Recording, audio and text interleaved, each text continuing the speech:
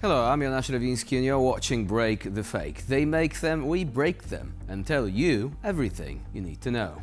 The infamous Oreshnik, Russia's latest pride and joy in their endless quest to terrify the West.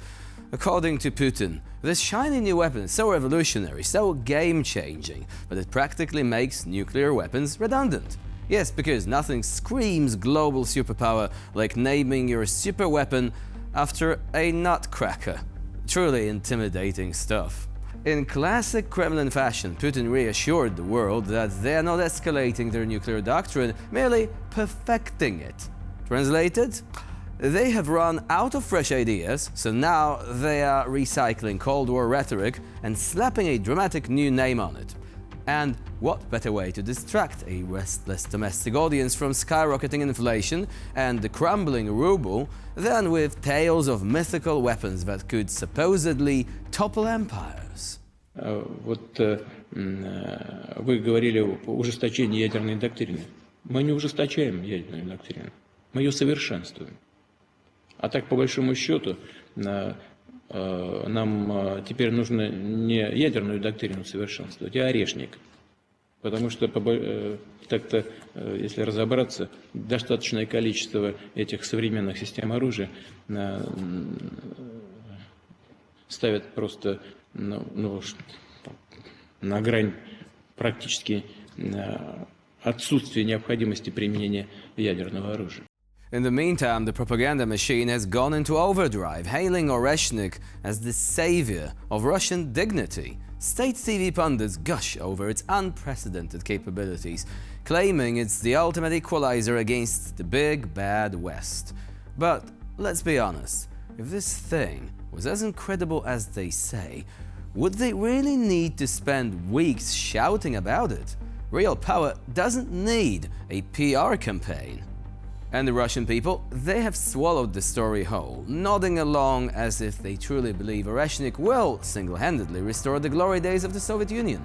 Forget bread and butter. All they need is a missile-shaped fairy tale and some hollow promises of global domination. So here we are once again, watching a nation ruled by paranoia and delusion attempt to flex its muscles while standing on wobbly knees. The Oreshnik might be a nutcracker, but guess who's been cracking under pressure lately?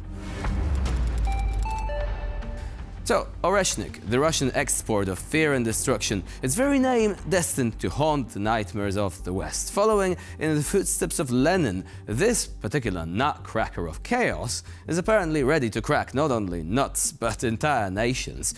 And who better to amplify Putin's nuclear gospel than his ever-faithful parrot, Alexander Lukashenko. Действительно, против этого оружия противоядия нет, его невозможно перехватить, сбить и так далее. Мы сейчас думаем, где, на каких площадях разместить это оружие.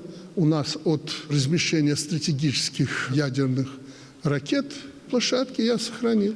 Почему на нас накат был такой? Вот Лукашенко, диктатор, такой-сякой. Да нет, не потому, что я диктатор, а потому что я делал то, что им не нравится. Но это, видите, пригодилось. У нас, наверное, 3 таких площадок.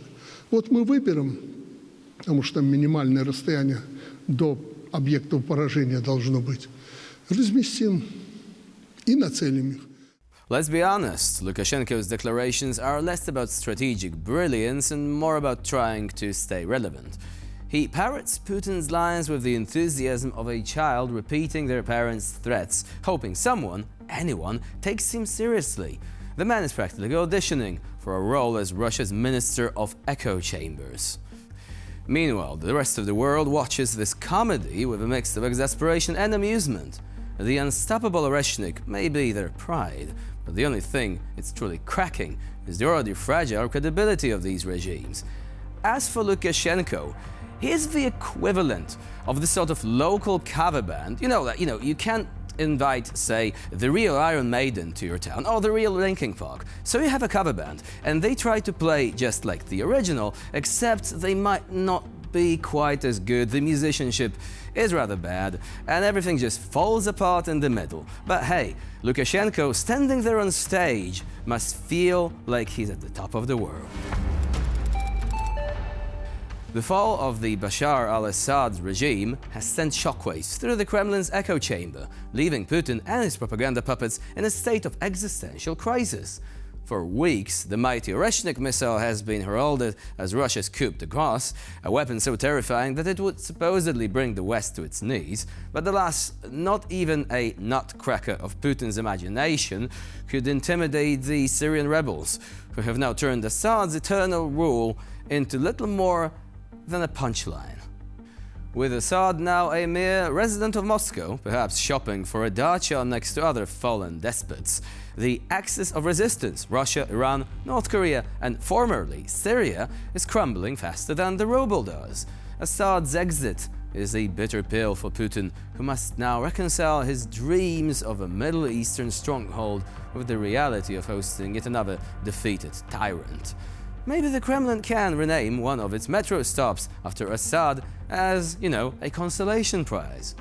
Meanwhile, the Kremlin's court jester Vladimir Solovyov has taken the collapse particularly hard.